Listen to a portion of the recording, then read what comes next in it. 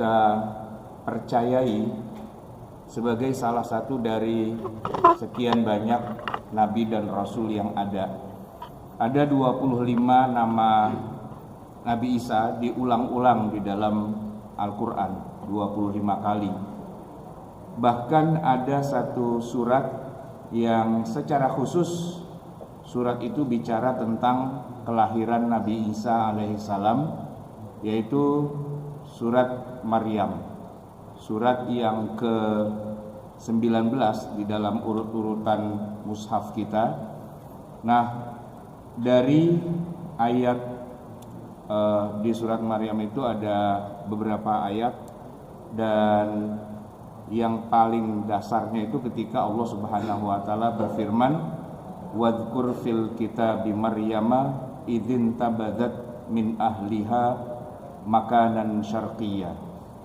Wadhkur fil kitabi Maryam, sebutlah di dalam kitab Maryam. Maksudnya ya tentang kisah ibunda Nabi Isa yang bernama Maryam. Maryam ini adalah salah satu di antara putri dari keluarga Imran. Nah, keluarga Imran itu keluarga para nabi dan rasul. Sebenarnya beliau ini digadang-gadang oleh orang tuanya yang bakalan jadi nabi.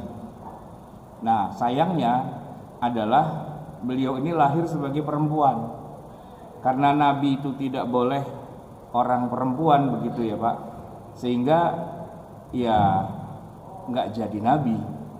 Nah, hanya saja Maryam ini kemudian solehnya soleh banget, dalam arti sangat bertakwa, sangat dekat sama Allah dan sebagainya, sangat menjalankan semua syariat dan ketentuan.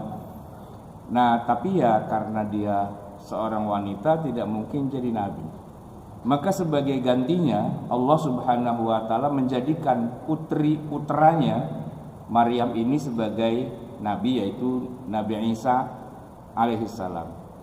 Nah, proses bisa jadi punya anak Nabi Isa inilah yang mungkin jadi perdebatan cukup panjang dalam dalam perdebatan para pengikutnya Nabi Isa kemudian. Ya, umat Kristiani atau katakanlah mereka yang ikut agama Masihi, agama Nabi Isa, itu berbeda pendapat dalam masalah kelahiran, bahkan juga dalam masalah kematian. Jadi memang boleh dibilang nabi yang paling banyak kontroversinya itu adalah Nabi Isa alaihissalam.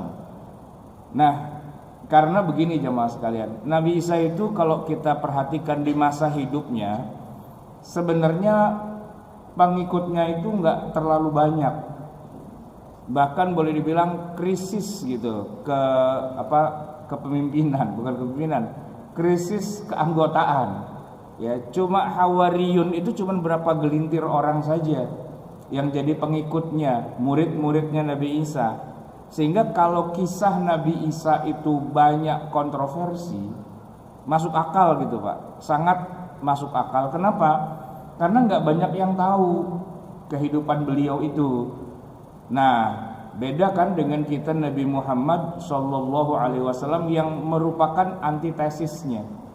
Kenapa saya bilang antitesis? Karena waktu Nabi Muhammad itu wafat, muridnya atau dalam ini kita sebut para sahabat ya, wah itu jumlahnya banyak banget Pak.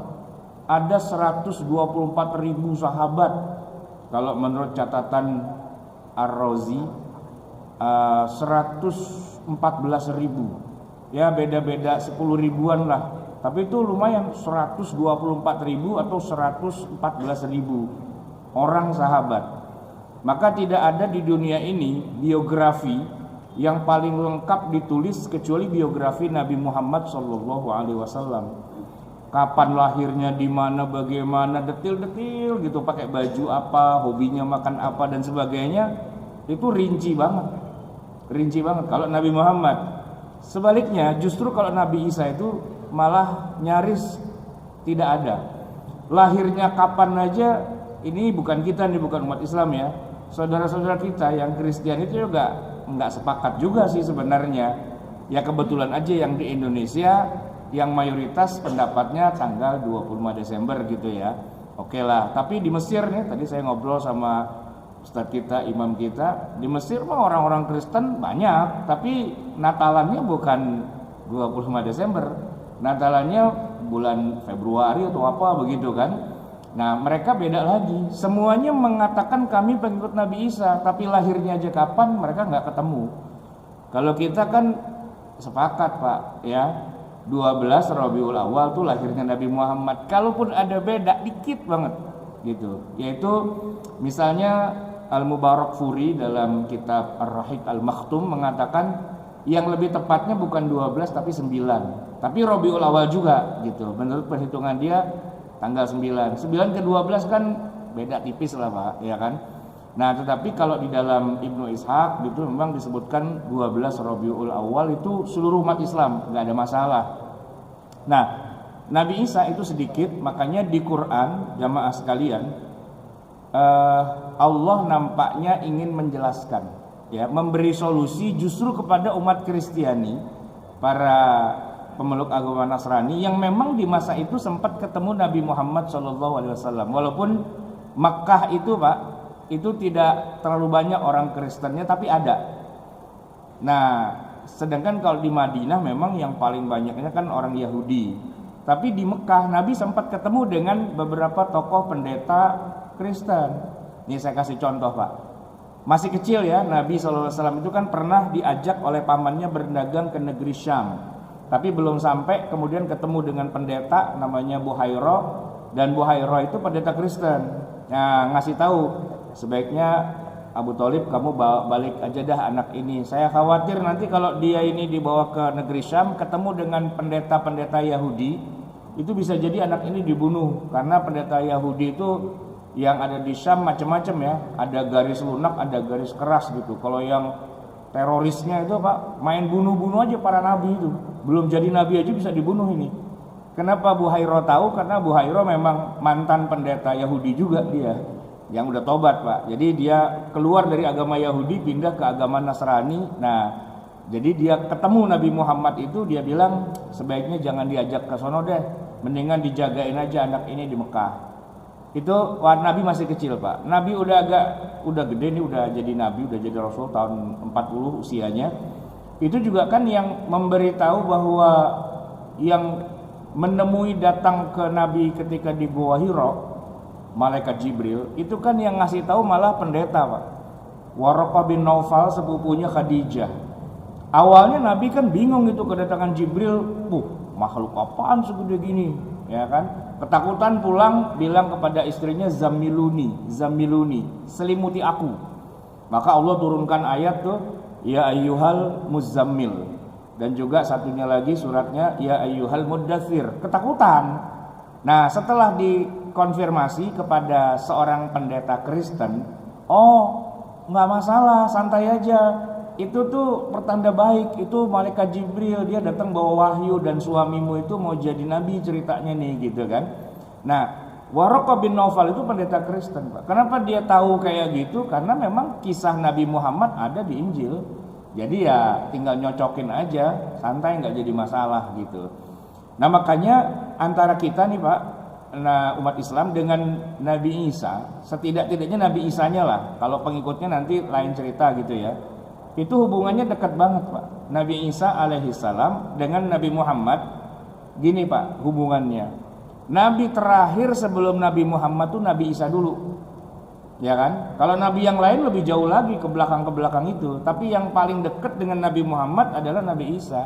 Dan yang paling banyak cerita tentang akan kedatangan Nabi terakhir, ya Nabi Isa. Makanya orang-orang Kristiani di masa Nabi Muhammad itu hampir semuanya mengiyakan bahwa Nabi Muhammad itu adalah Nabi, termasuk tuh Kaisar Heraklius. Itu kan dia Kristen tuh Pak. Boleh dibilang pimpinan kekuatan Kristen di zaman Nabi Muhammad tuh adanya di pundaknya Kaisar Heraklius, seorang Nasrani dia. Dia baca Injil. Begitu dapat surat dari Nabi Muhammad, dia verifikasi Pak, ya, manggil Abu Sufyan yang orang Mekah. Abu Sufyan ini kan musuhnya Nabi waktu itu. Nah, cuman setelah ngobrol panjang lebar, dia bilang, wah, berarti benar nih, dia Nabi seperti yang diceritakan dalam kitab-kitab suci kami. Kalau saya ketemu beneran, saya mau cium kakinya. Itu Kaisar Heraklius. Artinya mereka nggak ada masalah dengan Nabi Muhammad SAW, itu Nabi. Tinggal masalahnya diajak masuk Islam, dia ogah karena mungkin cara berpikirnya masih rada-rada kurang update gitu Pak. Kurang update-nya gini, masa saya harus bernabi kepada Anda sih? Anda kan bukan dari keturunan Bani Israel, Anda kan orang Arab. Kan kita udah punya nabi sendiri, Nabi Isa. Kenapa yang kita mesti pindah ke sono gitu Pak? Mungkin berpikirnya ya. Sama juga sih kayak kita juga, Nabi Isa kan nabi tuh, kita akui kenabiannya. Tapi kenapa kita tidak beragama dengan agama yang dibawa Nabi Isa? Ya kan kita punya Nabi Muhammad gitu ya, yang udah lebih kepada kita, lebih dekat gitu ketimbang kepada Nabi Isa. Mungkin mereka berpikirnya begitu. Baik, jamaah sekalian, di dalam surat Maryam, surat yang ke-19 ini, Allah membuka dalam surat Maryam ini ayat 16 dengan kalimat wadzkur fil kitabi Maryam. Maka ingatlah di dalam kitabnya Maryam, idzin tabadzat min ahliha makanan syarqiyya. Ketika Maryam itu keluar dari rumahnya menuju ke tempat di timur.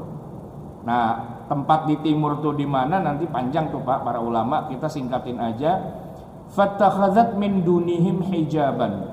Lalu dia memasang hijab, tabir. Ya mungkin syariatnya sama kita, wanita nggak boleh kelihatan aurat dan sebagainya. Tiba-tiba fa'arsalna ilaiha ruhana.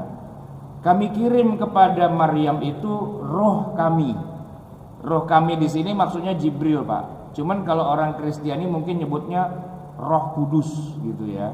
Roh Kudus itu kayak gimana, itu mereka yang otak-atik. Tapi kalau kita sih bilangnya ruhana, itu malaikat Jibril.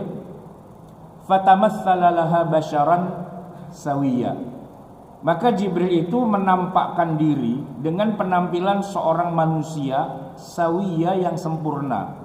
Laki-laki Pak, bukan perempuan. Dan bukan laki-laki setengah, laki-laki perempuan setengah, enggak. Bukan LGBT juga gitu. Ntar Maryam bingung, lah malaikat kenapa LGBT nih gitu kan. Laki-laki, sempurna gitu kan. Ya Maryam kan perawan Pak, anak perawan gitu kan. Saat itu tiba-tiba di dalam ruangannya ada laki-laki yang ganteng banget gitu kan. Kalau cara kita, aduh, ini ada laki-laki ganteng banget gitu kan. Tapi kan Maryam nggak kayak gitu Pak, nggak latah begitu. Dia latahnya qalat inni a'udzu birrahmani minka in kunta taqiyya. Aku berlindung pada Allah dari kamu kalau kamu orang yang bertakwa. Tampangnya takwa banget memang. Tapi kenapa dia ada di dalam kamar saya tiba-tiba? Gitu kan? Kaget dong Maryam. Padahal kan dia udah pasang hijab dan sebagainya, istilahnya kamarnya dikunci, tiba-tiba di dalam ada manusia laki-laki ganteng banget lagi kan. Inni a'udzu birrahman. Aku berlindung pada Allah yang Maha Rahman dari kamu kalau kamu bertakwa. Nah, gitu. Kemudian apa kata Jibril? Qala innama ana rasulu rabbik. Saya ini adalah utusan dari Tuhanmu. Utusan maksudnya malaikat. Kaget dong Maryam. Malaikat. Tapi tampilannya laki-laki sempurna, ya kan? Kemudian li'ahabalaki ghulaman zakiyya, dalam rangka saya datang kepada kamu diutus Allah dalam rangka menghibahkan, memberikan kepada kamu ghulaman, anak bayi yang kecil, zakiyya yang suci. Qalat, Maryam langsung bingung. Anna yakunu li ghulamun, bagaimana saya bisa punya anak? Walam yamsasni basyarun, saya belum pernah disentuh oleh laki-laki. Walam aku baghiyya, dan saya juga bukan wanita nakal yang susah pergaulan, yang macam-macam lah gitu Pak ya. Saya tuh wanita baik-baik, belum pernah disentuh oleh laki-laki, maksudnya belum pernah nikah dan sebagainya. Jibril kemudian menjawab, qala kadzalik. Ya begitulah kata Jibril. huwa alayya qala rabbuka huwa alayya hayyin. Allah berfirman, oh urusan belum pernah nikah kok tiba-tiba bisa punya anak, huwa alayya hayyin. Itu masalah gampang saja. Itu masalah sederhana. Nah, kan Pak, kalau kita kaitkan dengan zaman-zaman sekarang, ada orang pengen punya anak, suaminya ada, ya kan?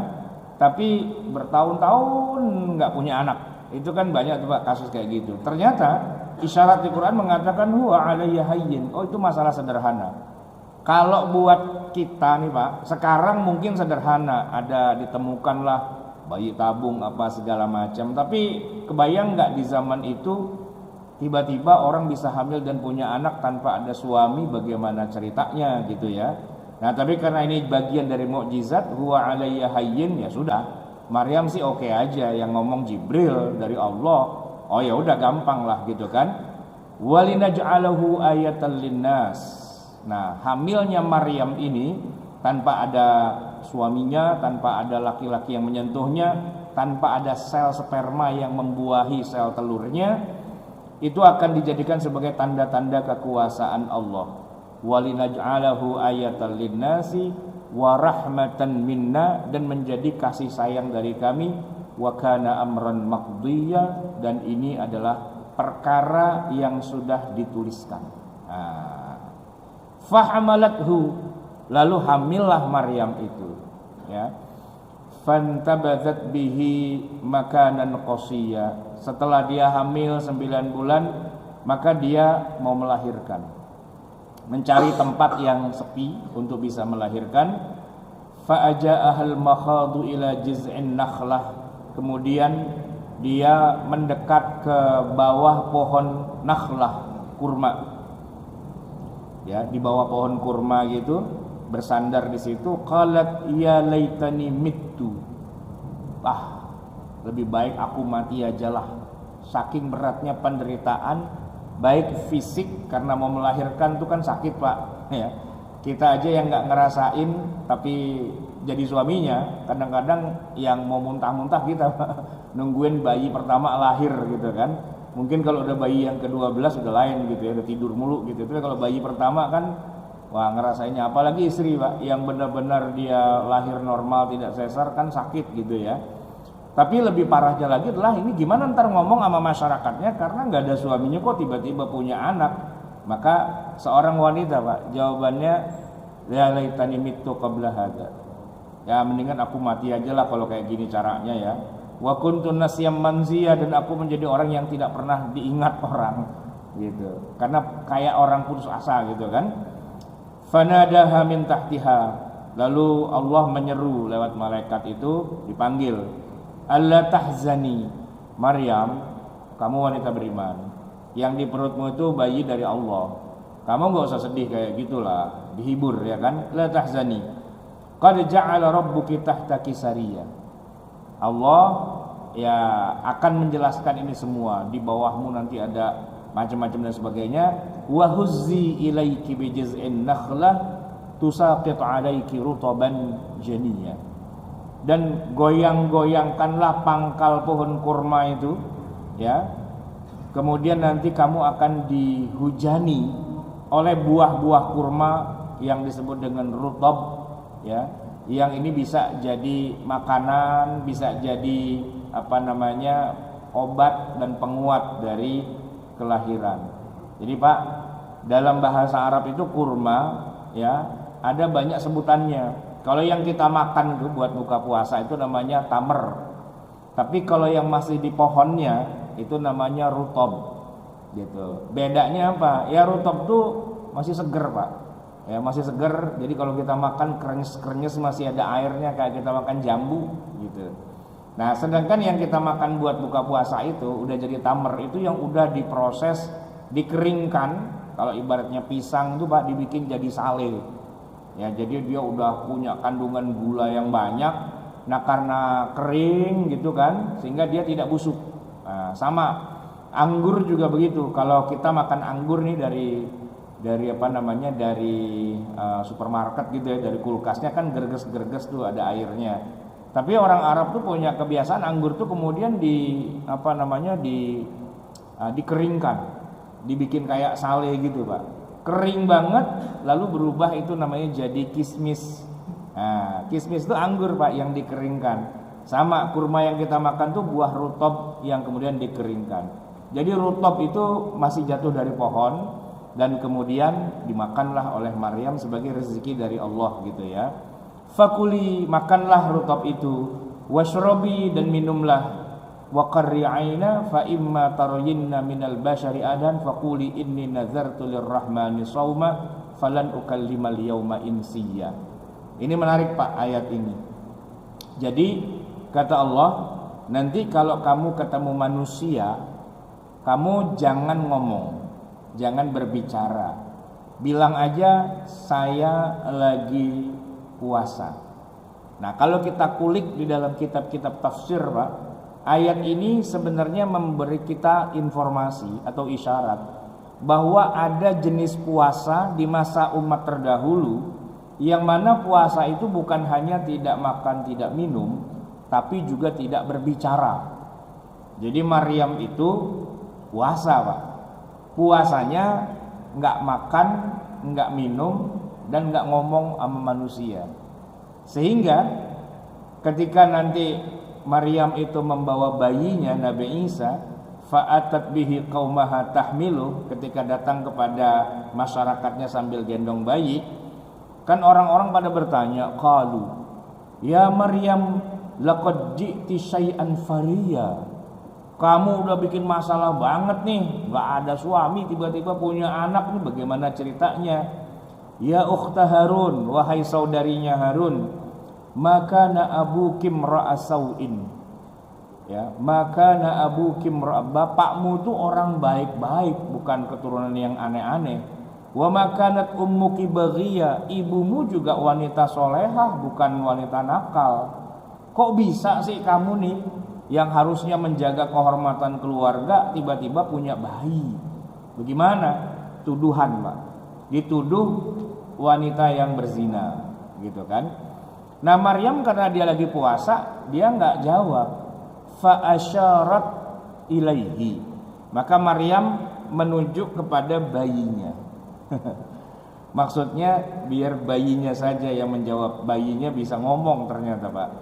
Qalu kaifa nukallimu man kana fil mahdi sobiyya. Orang-orang bertanya, Maryam, gile aja ente, ya, bukannya dijawab malah suruh bayinya yang jawab. Bayi mana bisa ngomong? Kaifa nukallimu, bagaimana kita bisa berbicara man kana fil mahdi sobiyya, orang yang masih jadi bayi, masih digendongan. Ya, kemudian apa kata Maryam? Kemudian apa jawabnya Nabi Isa yang masih digendongan, masih bayi, masih orok itu Pak? Qala Nabi Isa tiba-tiba ngomong Pak, masih bayi, inni Abdullah, saya hamba Allah. Ataniyal kitab, saya diberi kitab. Kecil-kecil udah dapat wahyu Pak. Ini unik Pak. Nabi Muhammad itu lahir nggak langsung jadi nabi Pak. Jadi orang biasa dulu, dagang dulu, apa dan sebagainya. Umur 40 baru jadi nabi. Nabi Isa Pak, lahir langsung bisa ngomong, langsung dapat wahyu. Ataniyal kitab wa ja'alani nabiyya, dan saya udah jadi nabi sekarang. Lahir langsung jadi nabi itu Nabi Isa Pak. Nabi di mana-mana nggak ada yang begitu lahir langsung jadi nabi. Isa lahir langsung jadi nabi, kecil-kecil langsung jadi nabi. Memang hampir semua kehidupan Nabi Isa itu ajaib semua Pak. Bahkan untuk ukuran orang di zaman segitu Pak, untuk ukuran orang di zaman Nabi kita Nabi Muhammad juga ajaib. Kalau Nabi Muhammad enggak Pak, justru kebalikannya. Nabi Muhammad adalah Nabi yang paling manusiawi banget, yang kita sampai bertanya gini, masa Nabi gitu sih? Masa Nabi gitu sih? Karena Nabi Muhammad terlalu manusia, yaitu unsur kemanusiaan itu sangat dominan pada diri seorang Nabi Muhammad. Bukan berarti Nabi Muhammad itu lemah, itu enggak. Justru Nabi Muhammad itu punya misi. Gimana caranya, walaupun dia Nabi paling agung Pak, paling tinggi derajatnya, tapi justru penampakan Nabi Muhammad itu yang paling merakyat gitu loh Pak. Paling merakyat, paling manusiawi. Dia sedih gitu kan. Dia pokoknya banyak lah Pak. Dia ketakutan, dia gemeteran, dia pokoknya manusiawi banget gitu. Beda loh Pak, kayak Nabi Musa misalnya, ketika udah berada di pinggir laut gitu kan, dikejar-kejar Firaun. Musa langsung keluarin tongkat, Pak. Jaelah, langsung tongkat, Pak, keluarin. Langsung aja dipukul tuh laut, jer gitu kan, lautnya belah gitu. Kan heroik banget, Pak, adegannya, epic banget kan. Nabi Muhammad begitu? Enggak. Waktu hijrah tuh Nabi Muhammad diuber-uber, Pak. Diuber-uber dan dia pusing lah, muter sana, muter sini dan sebagainya. Padahal sih sebenarnya, Pak, kalau Nabi Muhammad mau nih, logika saya sih, Nabi Muhammad kan bisa aja bilang begini, ya Allah, nih saya mau ke Madinah nih, mau hijrah. Nah, kafir Quraisy banyak banget menghadang, di sono dijaga, sini jaga. Bisa nggak Buraq dikirim lagi? Turunlah Buraq gitu kan, Nabi naik Buraq, langsung sampai Madinah, kan bisa harusnya, Pak. Harusnya gitu loh. Kan Nabi belum lama Isra Mi'raj, naik Buraq cepet banget gitu kan. Masa cuman ke Madinah doang nggak bisa dipinjem Buraqnya barang sebentar? Kan bisa. Ini kan misi penting gitu kan. Fasilitas dong gitu harusnya. Tapi Nabi gak minta Buraq, Pak. Dia capek-capek jalan kaki ke Madinah gitu kan, lewat naik turun lembah gurun dan sebagainya.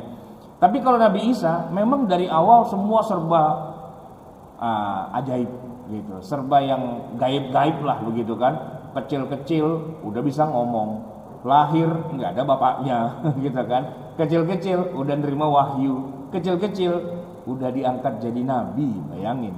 Ya, ataniyal kitab wa ja'alani nabiyya wa ja'alani mubarakan ainama kuntu. Aku nih jadi manusia yang diberkahi dimanapun aku berada. Tanda-tanda kenabian tuh kelihatan banget, Pak, nongol banget. Kemanapun Nabi Isa jalan itu, Pak, pohon pada nunduk, awan pada nutupin dan sebagainya.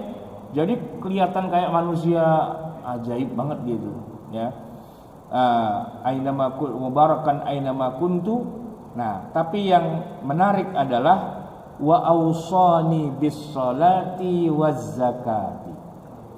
Biar bagaimanapun juga Nabi Isa dengan segala keajaibannya, ternyata Nabi Isa itu diperintahkan oleh Allah untuk sholat dan zakat. Jadi dia itu tetap ibadah, Pak, sama Allah. Hanya saja sholatnya enggak yang kayak kita sehari 5 waktu, zuhur, asar, maghrib, isya, subuh, enggak gitu kan. Bahkan Nabi Muhammad sendiri pun sholatnya juga di awal itu enggak yang 5 waktu kayak kita. Setelah Isra Mi'raj baru. Sebelum Isra Mi'raj kan enggak ada sholat 5 waktu. Cuma sebagian riwayat menyebutkan, seperti dalam Al-Quran disebutkan, kumil laila illa qalila, sholatlah pada malam hari gitu misalnya. Riwayat hadis yang lain Nabi itu ada sholat pagi, ada sholat sore, gitu-gitulah ya. Nah, Nabi Isa sholatnya kayak gimana kita gelap, nggak ada riwayat yang menyebutkan kayak apa sholatnya Nabi Isa. Tapi yang jelas sholat gitu aja. Dan juga zakat. Madum tu hayya, selama aku masih hidup. Wa barram bi walidati wa lam yaj'alni jabbaran syaqiyya.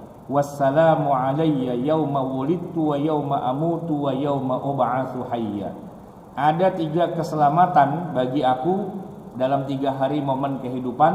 Yang pertama, yauma wulidtu, hari di mana aku dilahirkan. Itu adalah hari yang penuh dengan keberkahan. Ya, kalau saudara kita Kristen kan bilangnya 25 Desember, Natal, mereka mengagungkan. Ya, dalam Quran juga diagungkan sih, cuman bukan 25 Desember, kita nggak tahu. Tapi yang jelas Quran menyebutkan wassalamun alayya yauma wulidtu. Keselamatanlah bagi aku, ya, yauma wulidtu, pada hari aku dilahirkan, wa yauma amutu, dan pada hari aku dimatikan, wa yauma ub'atsu hayya, dan pada saat aku dibangkitkan hidup kembali.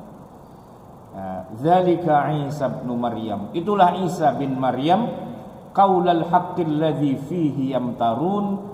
Inilah kisah yang sebenarnya yang diceritakan di dalam Al-Qur'an, di mana kalian wahai orang-orang pengikut agama Nasrani, kalian berdebat gak selesai-selesai. Kenapa? Ya karena pada gak tahu. Karena Nabi Isa itu riwayatnya sedikit sekali, muridnya sedikit, dan yang bisa diceritakan tentang Nabi Isa itu amat sangat sedikit sekali lah deh, gitu ya. Nah, maka dari itu Allah menegaskan, makana lillahi ayyattakhidha min waladin subhanah. Tidak mungkin bagi Allah untuk mempunyai seorang anak, sungguh Dia maha suci. Idza qada amran fa innama yaqulu lahu kun fayakun. innallaha rabbi wa rabbukum fa'buduhu hadza siratum mustaqim. Nah, setelah itu jamaah sekalian, di ayat 37-nya itu Allah mengatakan fakhtalafal ahzabu mim ba'dihim. Setelah Nabi Isa lewat, pengikut-pengikutnya itu berpecah belah tentang kayak gimana Nabi Isa itu kisahnya. Ada banyak versi, semua mengklaim paling benar, tapi tak seorang pun yang dapat sumber yang bisa dipercaya seperti kita umat Islam punya sumber langsung dari Nabi Shallallahu Alaihi Wasallam. Hawariyun itu cuma berapa gelintir, Pak, ya, cuma berapa gelintir. Wallahu alam apakah mereka selamat dari kejaran orang-orang kafir itu atau tidak. Yang jelas kalau Nabi Isa-nya sih diangkat ke langit, selesai sudah. Nah, Hawariyunnya pengikutnya Nabi Isa saat itu yang cuma berapa gelintir. Wallahu alam mereka kayak gimana? Apakah bisa menceritakan tentang Nabi Isa itu seperti apa dan sebagainya? Jadi sangat sedikit. Termasuk juga Injil. Allah kan menurunkan pada Nabi Isa kitab Injil kan. Nah, kalau kita konversikan atau kita komparasikan dengan Al-Qur'anul Karim, wah itu beda, Pak. Jadi gini, kita bandingkan ya Nabi Muhammad dengan Nabi Isa. Nabi Isa memang sudah langsung jadi nabi ketika dia lahir. Tapi tahu nggak umur berapa Nabi Isa itu diangkat oleh Allah dari dunia ini? Ternyata umurnya masih muda banget, Pak. Baru 30-an tahun. 30 tahun. Turun kepada Nabi Isa kitab, ya. Itu nggak terlalu banyak jumlahnya. Kalau dibandingkan dengan kita, Quran, Nabi Muhammad diangkat jadi nabi itu usia 40, wafatnya di usia 63. Jadi ada masa 23 tahun. Tapi hampir setiap hari turun ayat. Turun ayat berkali-kali. Ya. Sehingga jumlah paling banyak itu adalah Al-Qur'an dibandingkan dengan semua kitab-kitab terdahulu. Ya, para ulama ahli Al-Qur'an, para mufassir itu rata-rata mengatakan, Anda kalau mau tahu berapa banyak jumlah kitab yang pernah Allah turunkan ke muka bumi sejak dari zaman Nabi Adam sampai Nabi Isa, itu jumlahnya seperti yang diturunkan pada Nabi Muhammad. Al-Quran kita ini, Pak, 6.236 ayat, 30 juz, 114 surat. Itu, Pak, setara dengan semua kitab yang pernah Allah turunkan di Quran. Jadi kita kayak punya semacam hasil kompilasi dari semua ayat-ayat yang pernah turun.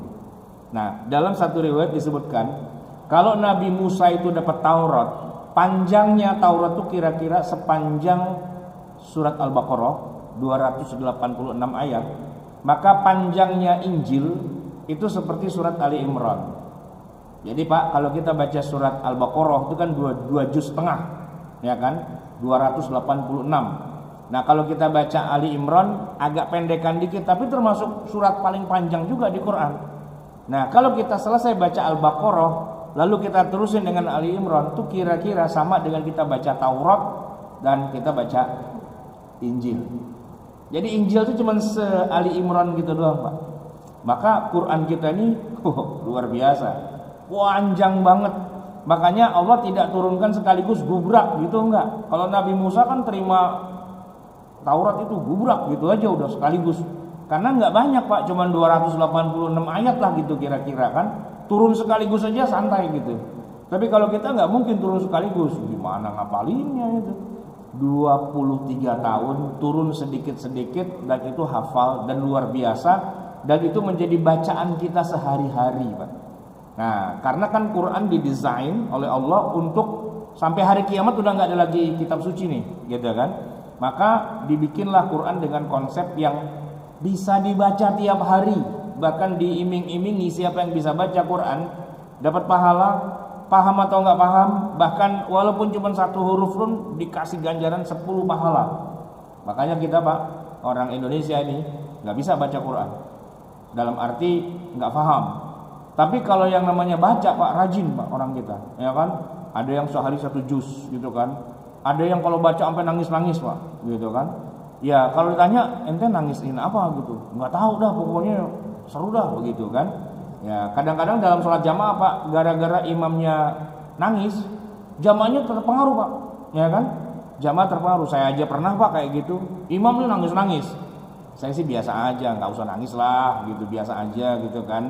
Apa sih, kan sama Quran juga gitu. Cuman masalahnya gini Pak, orang di depan saya itu nangisnya ngejer Pak. Ya kan? Samping kanan nangis, samping kiri nangis, belakang nangis, gitu kan. Ya, masa saya kagak nangis sih gitu kan, kagak enak juga gitu Pak, kurang toleran. Ya udah nangis dah gitu kan. Emang suasananya terbawa Pak. Tapi itu kalau suasananya lagi kayak gitu pada nangis, coba baca Quran sendiri, nangis nggak Pak? Enggak, tidur, ya kan? Orang kagak paham ngomong apaan gitu. Ya nggak paham. Makanya Pak, saya kan kuliah nih di Jakarta itu di Fakultas Syariah di Lipia. Lipia itu kan punya Saudi Pak. Itu tahu nggak gara-garanya apa? Kok Lipia itu bisa dibangun? Gara-garanya orang Saudi, kalau nggak salah dia apa sih? Ya termasuk tokoh besarnya pejabat Saudi lah, menlunya gitu atau apa gitu kan, datang ke Indonesia, diundang acara MTQ Pak, suruh hadir dari negara-negara sahabat gitu kan. Wow, surprise banget dia, orang Indonesia, ya kan, baca Quran seindah itu sampai orang pada nangis Pak. Dia aja sampai keluar air mata tuh Pak. Jadi langsung dia hubungin panitia, tadi tuh yang baca Quran siapa? Saya mau ketemu, gitu kan. Ditemuin, panggil lu sama orang Arab gitu kan, dari Arab gitu, mau disuruh haji kali gitu kan. Diajak ngomong Pak. Nah di situ kejadian Pak. Ini orang Arabnya ngomong panjang lebar ya kan, pakai bahasa Arab loh, gitu kan. Dia diem aja gitu kan, disenggol. Lu paham nggak? Enggak, nggak paham gitu. Itu kasih dibisikin, Syekh apa? Mohon maaf, ini korek kita tadi ini dia nggak bisa bahasa Arab. Astagfirullah. Lah dari tadi gue ngomong panjang lebar dia kagak paham. Enggak. Masya Allah, baca Qurannya cakep banget, dia kagak paham gitu kan. Nah lu ngapain tong dari tadi teriak-teriak kayak gitu, kagak paham. Ya kan saya belajar qiraah, belajar nahawan, bayati, ya kan, jiharka gitu-gitu, bukan belajar tafsirnya. Nah dia bilang, ya udah kalau gitu gini dah, saya bangun ma'had untuk belajar bahasa Arab. Ente dan teman-teman ente yang pada pintar-pintar baca Quran pada belajar di sini ya, belajar bahasa Arab. Biar jangan cuman pinter ngomong doang, pinter lagunya doang tapi nggak paham isinya, gitu Pak. Ya jadi ya akhirnya dibangunlah itu pusat pengajaran bahasa Arab, ya lembaga pengajaran bahasa Arab, LPBA, yang ngajar orang Arab gitu Pak. Nah saya belajar di situ walaupun saya bukan qori gitu kan, belajar di situ. Nah intinya Pak, balik lagi ke Nabi Isa alaihi salam. Nabi Isa itu kemudian menjadi nabi yang insya Allah sesuai dengan hadis yang sahih, dia akan segera join dengan kita sebagai umat Nabi Muhammad sallallahu alaihi wasallam. Karena sebelum kiamat berakhir, selain ada Dajjal dan Imam Mahdi, Nabi Isa juga akan turun. Ya, akan turun. Cuman pertanyaannya gini, Pak. Ini ngomong-ngomong ya, Nabi Isa kan bukan orang Arab, Pak. Ada yang tahu nggak Nabi Isa itu orang mana? Ya orang Palestina lah. Palestina di zaman beliau itu belum jadi negara Islam. Karena orang Palestina sekarang sih ngomong Arab, ya kan? Karena setelah Khalifah Umar jadi menerima kunci Baitul Maqdis dari para pendeta, negeri Palestina itu sudah Arab dan sudah Islam dan sudah pada ngomong Arab lah orang Palestina sekarang. Tapi kalau orang Palestina di zaman Nabi Isa, ya enggak gitu. Kalau Nabi Musa jelas bahasanya Ibrani. Tapi kalau Nabi Isa macam-macam tuh versinya. Salah satunya mengatakan bahwa Nabi Isa itu berbahasa Suryani. Saya juga nggak tahu bahasa Suryani itu bahasa apa gitu ya. Tapi katanya sih ya masih bagian dari kayak kita ada rumpun Melayu, lalu dalamnya ada bahasa Jawa, bahasa Sunda, bahasa apa gitu kan, mungkin kayak gitu. Jadi Injil turun dalam bahasa Suryani. Artinya Nabi Isa tidak bisa bahasa Arab. Dan beliau lahir dan diangkat sebelum turunnya Al-Quran. Saya nggak tahu nih nanti kalau Nabi Isa turun kira-kira dia mesti belajar Iqra lagi apa enggak gitu ya. Wallahu alam gitu. Soalnya gini Pak, walaupun pernah jadi nabi, pernah ya, tapi kalau dia turun itu posisinya sudah bukan nabi lagi Pak. Karena kalau dia jadi nabi bisa berantakan nih kita. Setelah Nabi Muhammad ada lagi nabi terakhir? Enggak. Nah, ketika Nabi Isa turun ke muka bumi lagi itu posisinya bukan Nabi, tapi dia manusia biasa. Dia adalah umatnya Nabi Muhammad Sallallahu Alaihi Wasallam. Bahkan dalam hadis disebutkan ditawarkan kepada Nabi Isa jadi imam, dan dia bilang nggak mau Pak dia. Tahu nggak kenapa dia nggak mau? Ya mungkin belum hafal kali ayat-ayat Quran, karena kan dia lahir belum ada Quran waktu itu. Bisa jadi lagi ngapalin kali gitu. Hafalan aneh belum lancar, ente aja deh yang maju, bisa jadi gitu Pak. Kayak kita gitu kan. Kalau imam zuhur sama asar sih mungkin masih berani Pak. Tapi kalau maghrib isya subuh, tar dulu dah katanya gitu kan. Agak lancar. Tapi intinya bahwa Nabi Isa alaihissalam itu menjadi bagian dari umat Muhammad sallallahu alaihi wasallam, karena dia adalah nabi yang terakhir dan paling dekat dengan Nabi Muhammad, dan kita sebagai kaum muslimin sangat menghormati Nabi Isa. Sangat respect kita kepada beliau. Kalau ada nabi setelah Nabi Muhammad yang paling dekat, ya Nabi Isa yang paling dekat. Dan kalau hari ini Pak, nah unik Pak, Nabi Muhammad itu kan selalu mengatakan begini, fa inni mukatsirun bikumul umama yaumal qiyamah. Saya berlomba-lomba dengan semua nabi untuk banyak-banyakan umat di hari kiamat, gitu kan? Ada yang tahu nggak Pak statistik pemeluk agama Nabi Muhammad dengan pemeluk agama Nabi Isa hari ini? Statistiknya gimana Pak? Statusnya banyakan Muslim Nabi Muhammad atau banyakan Nabi Isa hari ini? Banyakan Nabi Isa.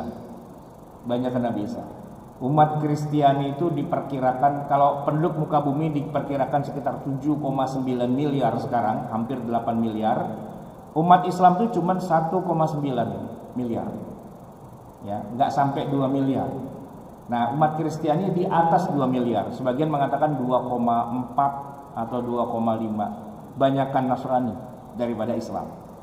Tapi catatannya, walaupun begitu mereka fakhtalafal ahzabu, mereka pecah. Ada Katolik, ada Protestan. Inggris lain lagi, Anglican. Orang Mesir lain lagi. Apa itu? Mereka namanya Ustaz, orang Mesir itu. Kipti ya kan? Jadi Kristennya Kristen yang beda. Nah, kalau ngomongin Kristen di Mesir Pak, itu unik. Pertama ya, Kristen gitu Pak, mereka pinter ngomong Arab. Dan ini ngeselin saya Pak, gitu. Bukan apa-apa, kita aja yang dari kecil udah lahir Muslim, tiap hari sholat bahasa Arab kagak bisa. Lah dia kafir-kafir gitu Pak, bisa ngomong Arab, kan kacau itu.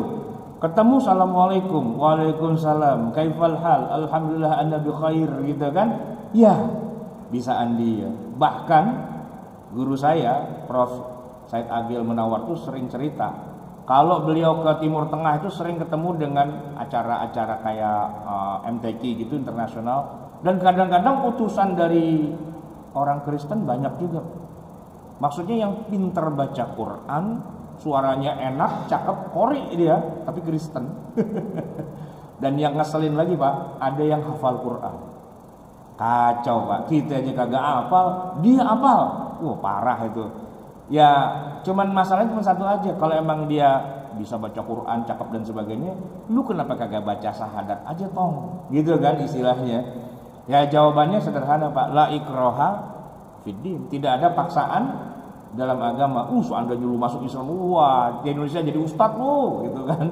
Nah ternyata nggak mau dia Pak, dan kita di sana ya nggak bisa maksa.